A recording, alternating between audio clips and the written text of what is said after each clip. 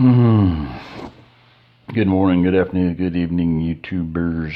I just spent like 2 hours doing a video and it disappeared.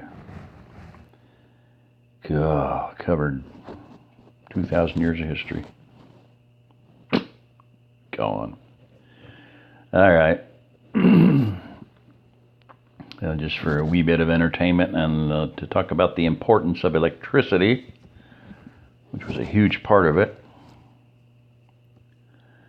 Thought I'd read this. I mentioned it the other day. Stormy versus the tornadoes, and then I'm quitting. I gotta go to sleep. I've got to get some sleep.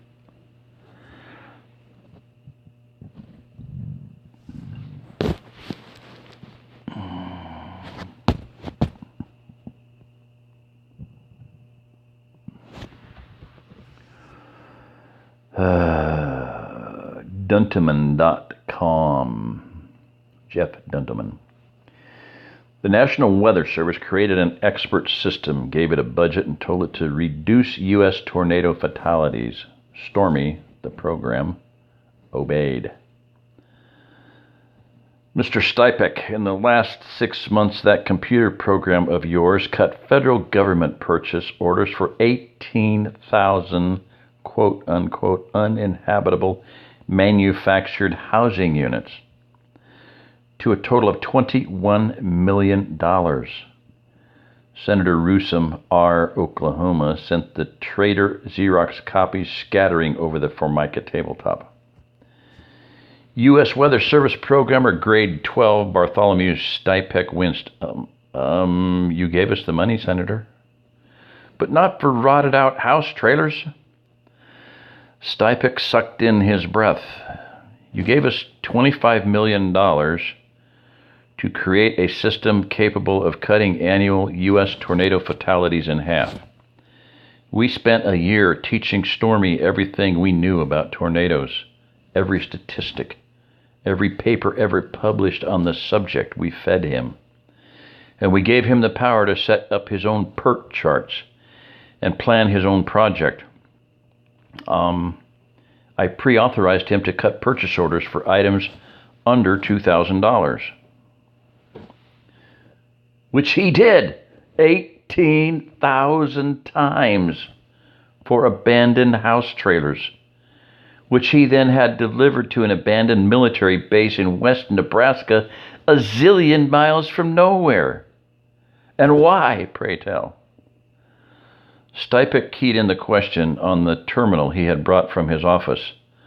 Stormy's answer was immediate. To keep tornadoes from killing people. Stipek turned the portable terminal around so that the senator could see it. A long pause ensued. Newsom puffed out his red cheeks.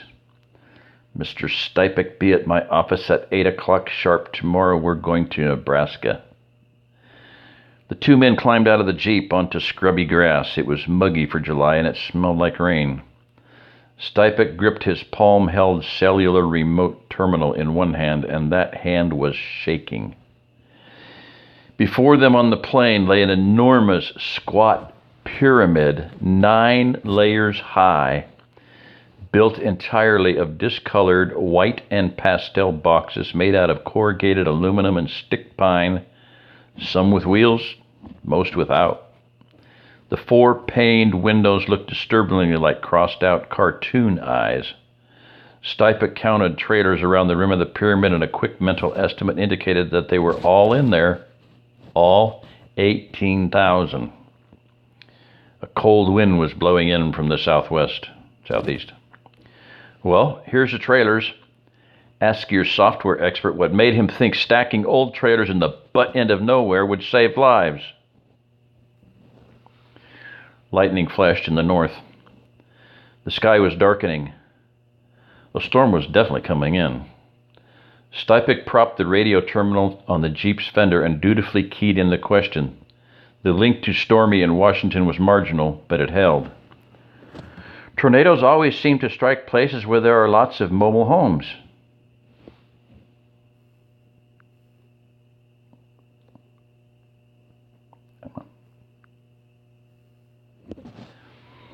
Stipek read the answer for the senator. Rusum groaned and kicked the Jeep hard with his pointed alligator boot. Gall darn it, son, you call this artificial intelligence?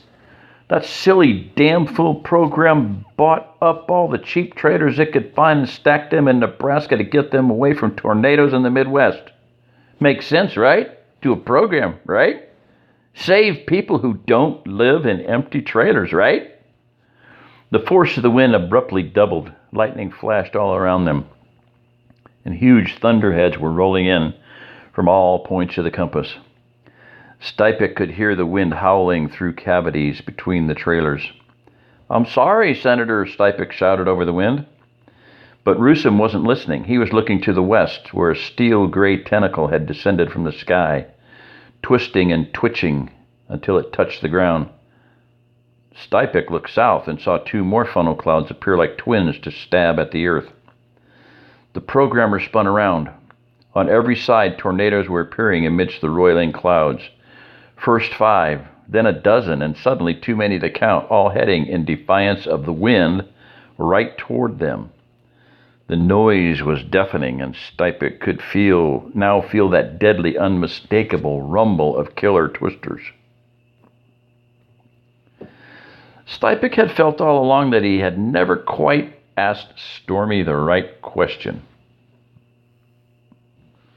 Now, suddenly, the question was plain, and he hammered it into the terminal with shaking fingers. Stormy, for what purpose did you buy all these trailers? The answer came back as a single word. Bait. The winds were blowing him to the ground. Stipek dropped the terminal and grabbed the senator by the arm, pulling him toward a nearby culvert where the road crossed a dry creek bed. He shoved the obese man into one 3-foot drain pipe, then threw himself into the other. A moment later, the tornadoes converged on the trailers all at once. The sound was terrifying. Stipek fainted. Both men lived. Local legend holds that it rained corrugated aluminum in Nebraska for several weeks, and it was years before another tornado was seen anywhere in the United States, the USA. The principle is valid, and the principle will work, but there's always going to be a constant buildup of energy. You can't just do it one time, but that was a cool article. That was a synchronicity finding that. I had keyed in pyramid versus tornadoes. The power of the pyramid to disperse a tornado, and there was my answer. Right back at me. So, all right, that is flipping it.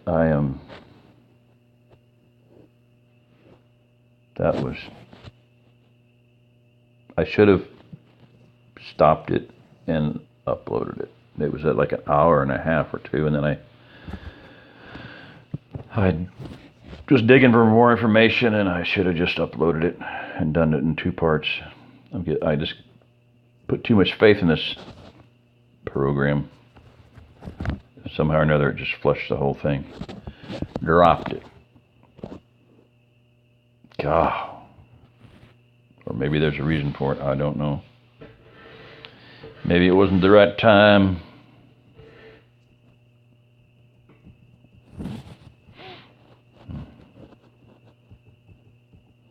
All right. It's Jerry Diamond. If you're listening to this, you are the remnant.